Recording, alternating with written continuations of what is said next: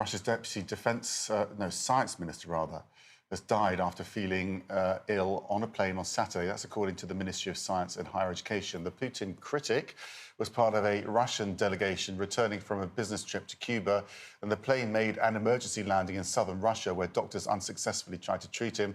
The cause of death isn't known, but an autopsy is scheduled for Wednesday. CNN's Salma Abdelaziz is following these developments and joins us now with the latest. Salma, tell us what you know. And also, I was surprised that there would be any latitude for a critic of the Kremlin within the government in Russia. Well, throughout this conflict, there have been moments where we've heard from, I will give you the example of state-owned energy companies, where Lukoil, that's the one that I'm mentioning here, openly criticized the conflict in Ukraine. There have been moments, of course, especially at the beginning of this conflict, where there have been voices of dissent.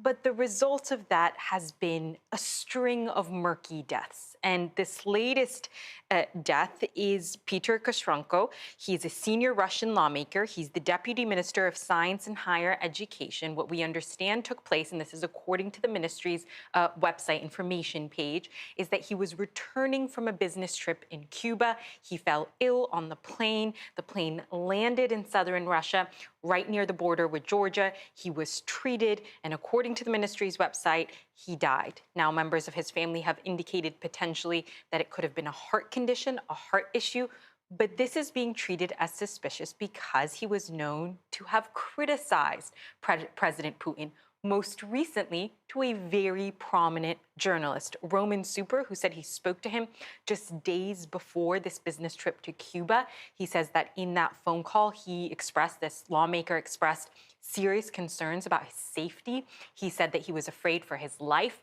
He said that he was essentially a hostage of the Kremlin, that his passport was taken away, that he had no control of his movements.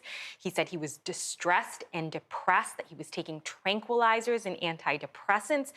So painting a very worrying picture here, I want to pull up this graphic that shows you about a dozen different officials, businessmen, just since the beginning of last year, so right around the time of the start of the invasion of Ukraine, who have all died or